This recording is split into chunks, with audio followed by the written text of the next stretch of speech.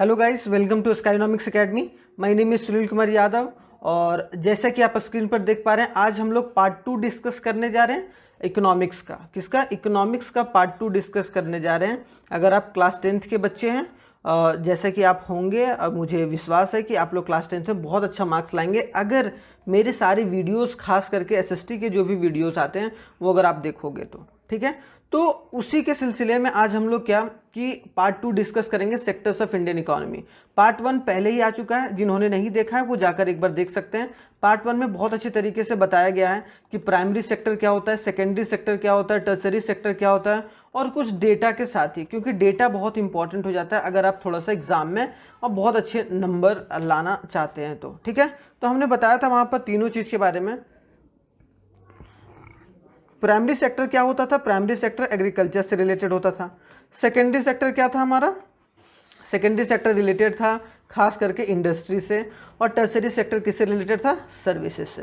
तो I hope so आप लोगों ने वीडियो देखा होगा, अगर नहीं देखे हैं तो जाकर आप लोग देख सकते हैं। उसका एक अलग प्लेलिस्ट बना हुआ है, अगर आप लोग जाएंगे 10th एसएसटी करके बना हुआ है, तो वहाँ से जाकर आप लोग देख सकते हैं। और साथ ही साथ आप लोगों को जो पीडीएफ होगा वो टेलीग्राम से मिल जाएगा। तो चलिए स्टार्ट करते हैं पहले स्लाइड से कि पहले स्लाइड में आखिरकार बोला क्या जा रहा है। देखो, पहले स्लाइड में जो बोला जा रहा है, हमारे पास दो इन्फॉर्मेशन है। दो इन्फॉर्मेशन मतलब क्या कि where are the most of the people employed. देखो, हम लोग ये देखते हैं कि भाई ज़्यादातर लोग एम्प्लॉयड आखिर हैं का। एम्प्लॉयड का मतलब क्या होता है? मैं देखो बेसिक से लेकर चलता हूँ। एम्प्लॉयड का मतलब होता है जो बच्चा या जो इंसान जो है कि वो काम कर रहा है, उसको हम लोग बोलेंगे एम्प्लॉयड। तो यहाँ पर तीन sector, primary sector, secondary sector और टर्सरी सेक्टर, तीनों सेक्टर को हम लोग देख पा रहे थे। तो उसमें हम लोगों ने देखा कि शुरुआती स्थिति में अगर बोला जाए 1947 में, जब से हमारा देश आज़ाद हुआ, तब सबसे ज़्यादा लोग कहाँ थे, काम कहाँ कर रहे थे? ज़्यादातर लोग काम कर रहे थे प्राइमरी सेक्टर पर, फिर सेकेंडरी सेक्टर, फिर टर्सरी सेक्टर। लेकिन अभी का जो ज़माना है, अभी मैं लेटेस्ट डेटा बताता हूँ, 2021 में डेटा आया, उसमें बोला गया है कि 53.21% के आसपास जो एम्प्लॉयमेंट है वो कहाँ है? टर्सरी सेक्टर में।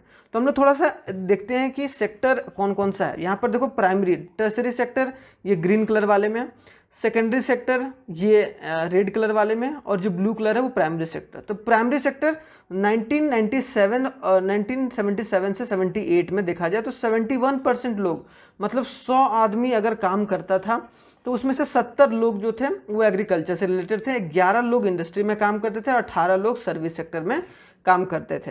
लेकिन वही फिगर जो है 2017-18 को चेंज हो गया, जैसे जैसे टेक्नोलॉजी वगैरह आया। उसको अभी हम डिटेल में डिस्कस करेंगे। मैं अभी थोड़ा सा एक बात बता रहा हूँ।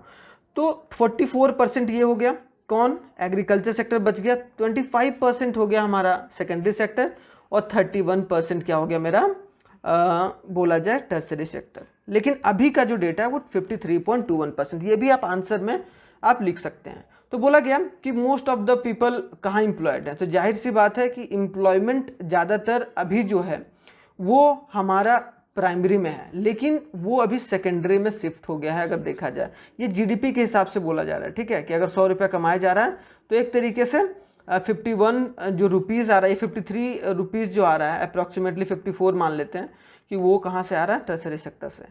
Even though the industrial output or a production of a goods went by more than a 9 times during the year, क्या कि जो इंडस्ट्री का आउटपुट है, आउटपुट मतलब जो पैदावार करते हैं हम लोग, वो क्या 9 गुना बढ़ गया है अगर देखा जाए हम लोग की आज़ादी के बाद से। while the production in the service sector rose by 14 times, क्या 9 गुना इंडस्ट्री सेक्टर में बढ़ा है, 14 टाइम्स बढ़ा है टर्सरी सेक्टर में।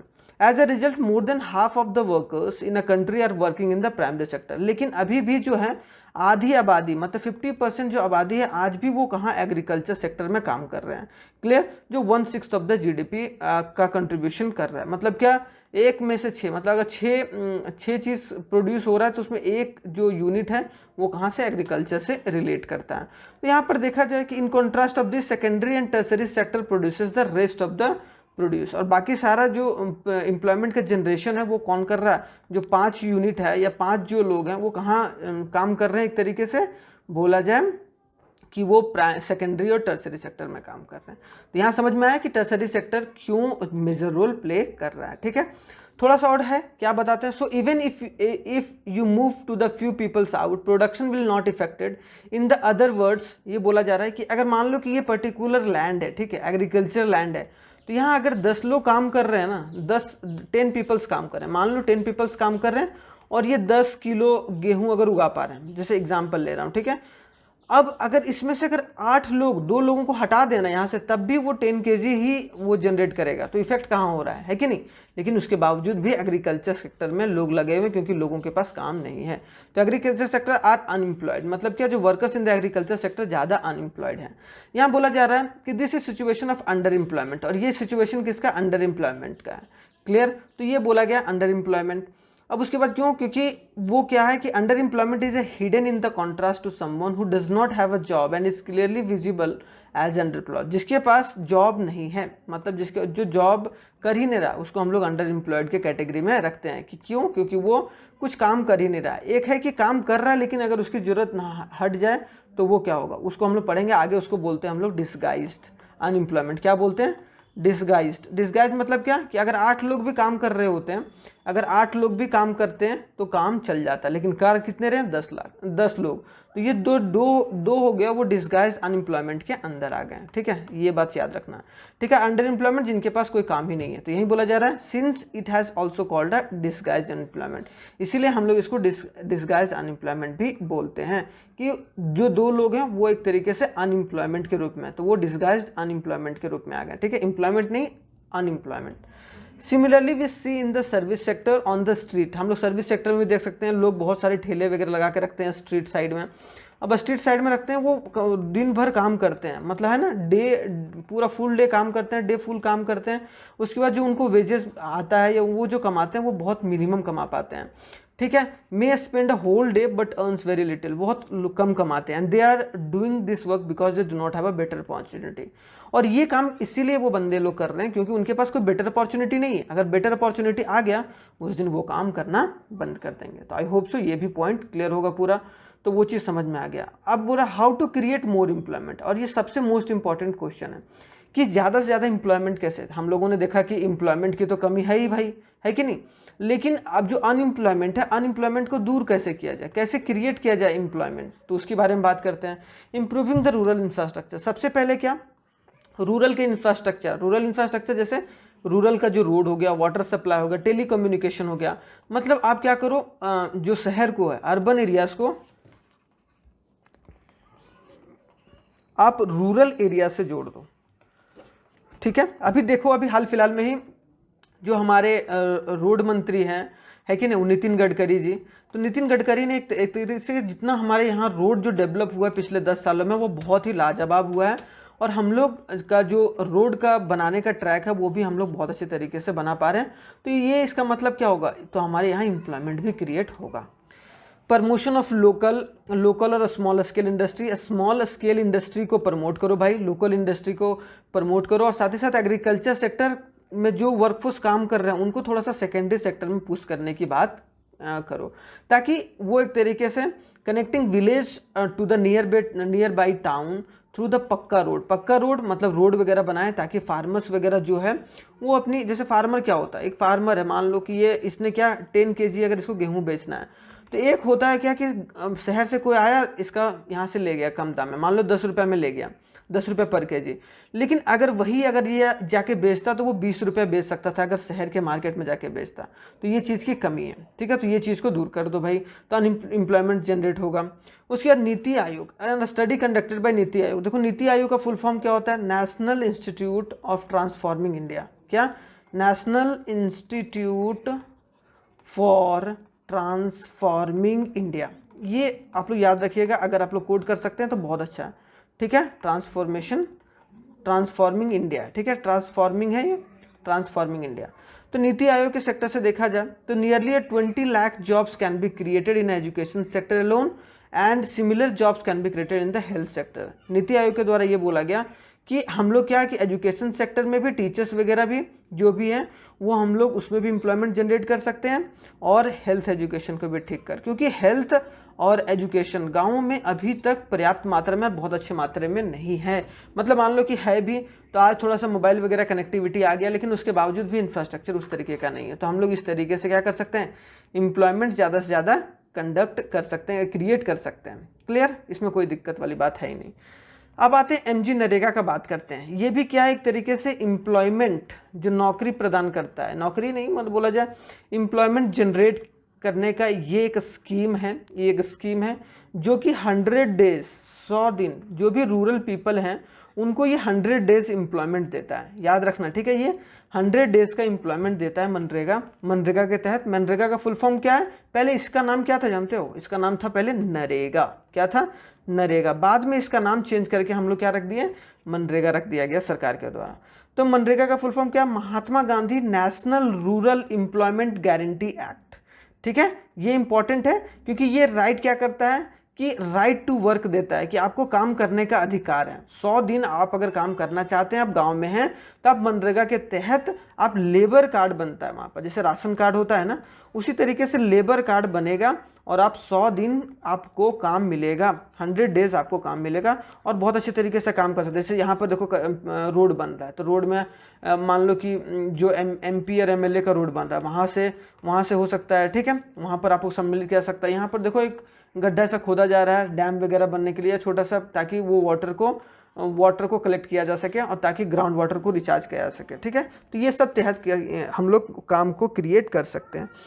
देखो 100 डेज का गारंटी जॉब देता है, यहाँ पर एम्प्लॉयमेंट जनरेट करता है। And if the government fails to provide employment it will give unemployment. अगर जो सरकार है वो अगर 100 डेज का एम्प्लॉयमेंट नहीं देती है, ठीक है, 100 डेज का एम्प्लॉयमेंट में फेल हो जाती है, उसमें कितने डिस्ट्रिक्ट हैं, देखो यहाँ पर 625 डिस्ट्रिक्ट्स, अगर फेल हो जाती है तो वो क्या करेगी, अलाउंस देगी वहाँ के लोगों को। क्लियर। तो this act give a preference to the type of the work that could be increase the production of land in the future. और ये क्या कर सकता है, ये चीज़ हो रहा है तो उससे क्या होगा कि जो भी लैंड है उसमें जाके फ्यूचर में और ज़्यादा अच्छी तरीके से फर्टिलिटी आएगी। क्योंकि यहाँ पर क्या है कि देखो पानी का व्यवस्था किया जा रहा है, मतलब आसपास के जितने भी लैंड होंगे वो क्या बहुत अच्छे तरीके से इरीगेट किए जा सकते हैं, बहुत अच्छे तरीके से, है कि नहीं। यहाँ बरसात का पानी जमा होगा, उसके बाद उसको काम किया जा सकता है। तो आई होप सो यहाँ एमजी नरेगा के बारे में क्लियर होगा। अब आते हैं हम लोग ऑर्गेनाइज सेक्टर क्या होता है, अनऑर्गेनाइज सेक्टर क्या होता है। 2 सेक्टर आप लोगों को पढ़ना है, कैसा लग रहा है आप लोगों को कमेंट करके कमेंट बॉक्स में जरूर बताइएगा। ठीक है, क्योंकि मेरा ये मानना है कि यहाँ पर ऐसा कंटेंट दिया जाए कि एक तरीके से बच्चा को यहीं याद हो जाए, और साथ ही साथ पीडीएफ तो मैं टेलीग्राम पर प्रोवाइड करवा ही रहा हूँ। ठीक है, आप लिंक भी है, आप वहाँ से भी डाउनलोड कर सकते हैं। तो economic activities can be classified. अगर जो भी एक्टिविटी किया जाता है, जो भी एक्टिविटी पैसे को अर्न करने के लिए किया जा रहा है, उसको 2 कैटेगरी में डिवाइड किया गया, ऑर्गेनाइज्ड और अनऑर्गेनाइज्ड सेक्टर। ठीक है, अब इसमें ऑर्गेनाइज्ड सेक्टर क्या करता है, an organised sector of the employment is widely clear written rules and regulation recruitment agreement responsibility by the government.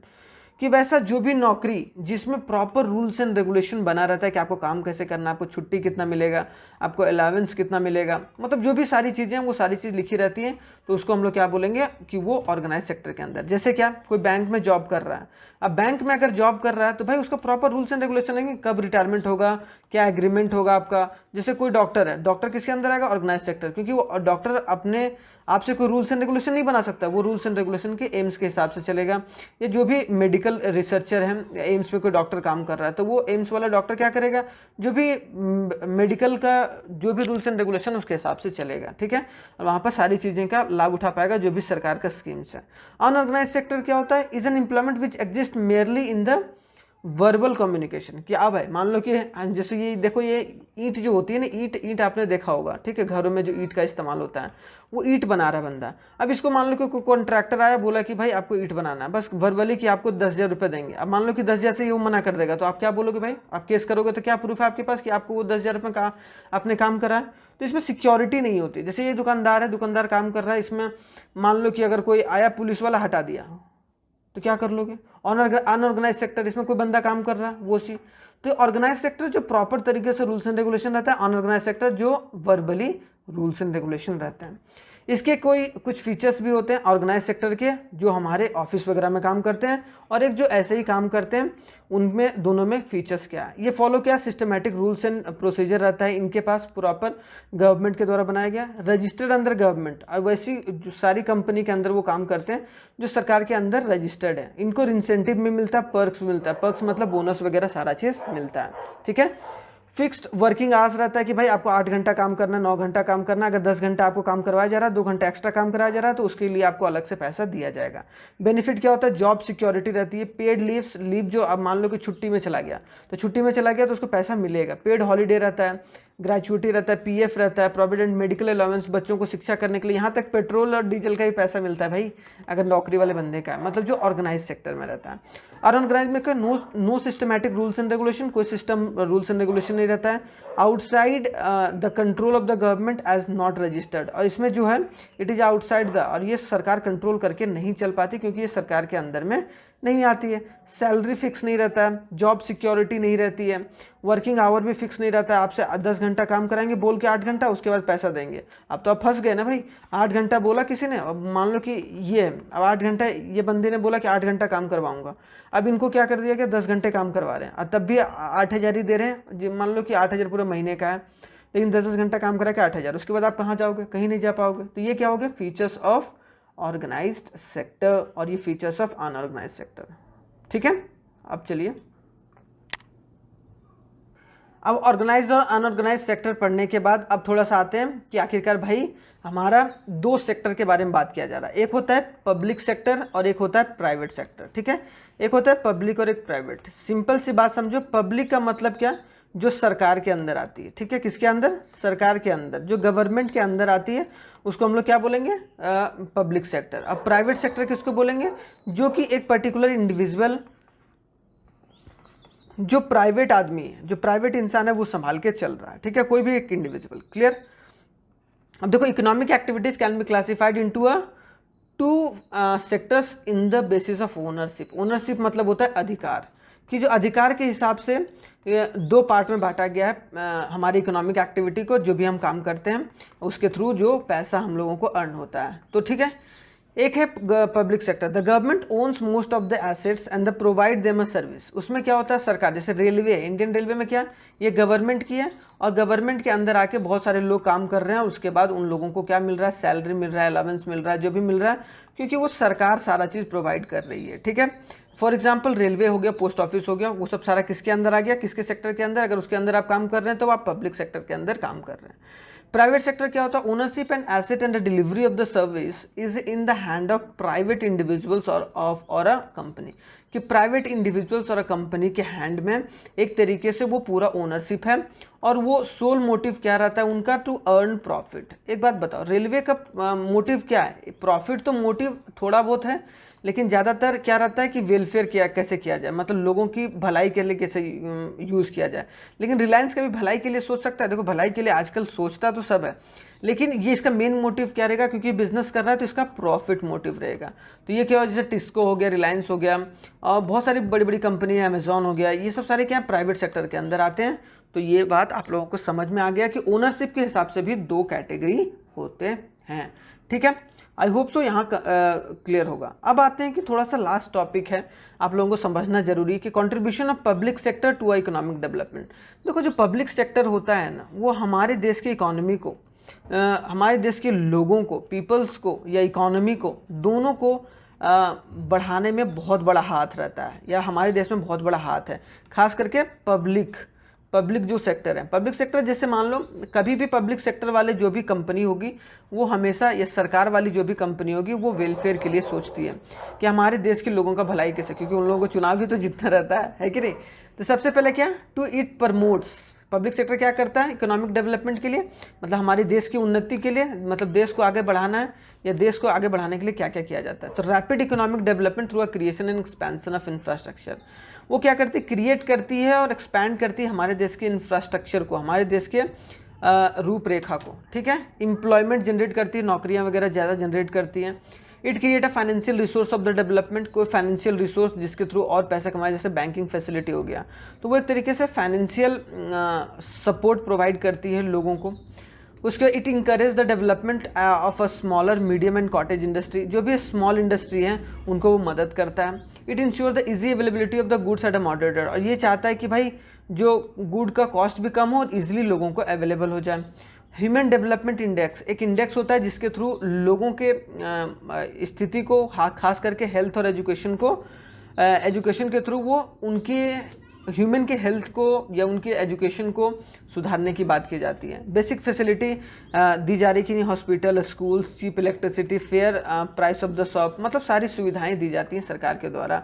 तो एक तरीके से वो इकोनॉमिक डेवलपमेंट में बहुत बड़ा हाथ रहता है। ठीक है, तो आप लोगों को कैसा लगा ये जरूर बताइएगा, क्योंकि sectors of the Indian economy के बारे में हम लोगों ने पढ़ा और बहुत अच्छे, ये इंडियन इकोनॉमी क्या, इकोनॉमी के बारे में पढ़ें और उसके तरीके से हम लोगों ने देखा कि primary sector, secondary sector, tertiary sector में क्या क्या और उनके क्या क्या परसेंटेज हैं एम्प्लॉयमेंट जनरेशन के, और क्या क्या सारी चीज़ें हम लोगों ने एक एक कर पढ़ी। ठीक है, अब आई होप सो ये चीज़ कंप्लीट हो गया होगा। और मैंने अभी जो भी है सिविक्स का एक चैप्टर मैंने कंप्लीट कर दिया, अगर आप लोग नहीं देखा है तो पावर शेयरिंग जाकर देख सकते हैं, पावर शेयरिंग मैंने कंप्लीट कर रखा है। ठीक है, अगर सिविक्स को देखा जाए तो पावर शेयरिंग के बाद मैंने एक सेक्टर्स ऑफ इंडियन इकोनॉमी भी हमने कंप्लीट कर दिया, सेक्टर्स ऑफ इंडियन इकोनॉमी।